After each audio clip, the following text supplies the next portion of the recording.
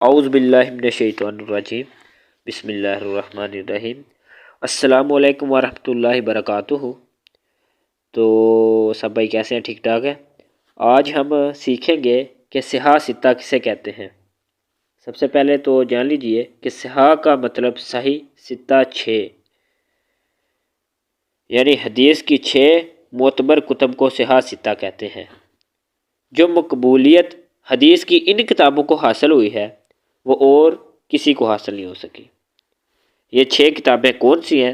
سب سے پہلے ان کے نام جان لیجئے۔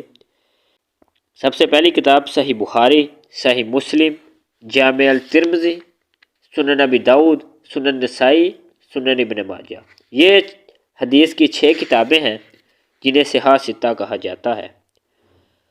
آج ہم پڑھیں گے کہ ان حدیث کی کتابوں کو کنہوں نے لکھا اور کس سن ہجری میں لکھی گئی۔ تو ہم شروع کرتے ہیں صحیح بخاری سے۔ صحیح بخاری از ابو عبداللہ بن اسماعیل بخاری رحمۃ اللہ علیہ نے یہ کتاب لکھی۔ امام بخاری رحمۃ اللہ علیہ آپ 194 ہجری میں بخارا میں پیدا ہوئے اور ان کی وفات 256 ہجری میں ہوئی۔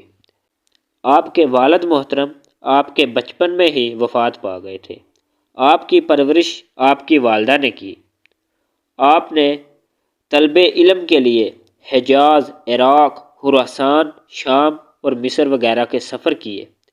آپ نے بڑی محنت و مشقت سے احادیث جمع کی۔ آپ کو 6 لاکھ احادیث یاد تھیں۔ ان 6 لاکھ احادیث میں کانٹ چھانٹ کر کے ایسی احادیث جو امام بخاری کے اصولوں پر پورا نہیں اترتی تھی انہیں الگ کر دیا اور 6 لاکھ میں سے تقریباً 7000 احادیث کا ایک مجموعہ تیار کیا اور اس کا نام الجامع الصحیح رکھا۔ عرف عام میں ہم اسے صحیح بخاری کہتے ہیں۔ امام بخاری جب کسی حدیث کے لکھنے کا ارادہ کرتے تو غسل کیا کرتے تھے اور 2 رکعت نفل ادا کرتے تھے۔ آپ نے حدیث کو مضامین کے حوالے سے ترتیب دینے کا کام قبر رسول اور منبر رسول صلی اللہ علیہ وسلم کے درمیان بیٹھ کر انجام دیا ہے۔ قبر رسول اور منبر رسول کے درمیان بیٹھ کے آپ نے یہ احادیث لکھی۔ صحیح بخاری کو قرآن مجید کے بعد سب سے افضل کتاب تسلیم کیا جاتا ہے۔ اس کتاب کو بہت زیادہ سراہا گیا ہے۔ بہت سے علماء نے اس کی شرح لکھی۔ ان میں 2 زیادہ اہم ہیں۔ پہلی فتح البخاری علامہ ابن حجر عسقلانی نے لکھی۔ دوسری عمدۃ القاری علامہ بدر الدین نے لکھی۔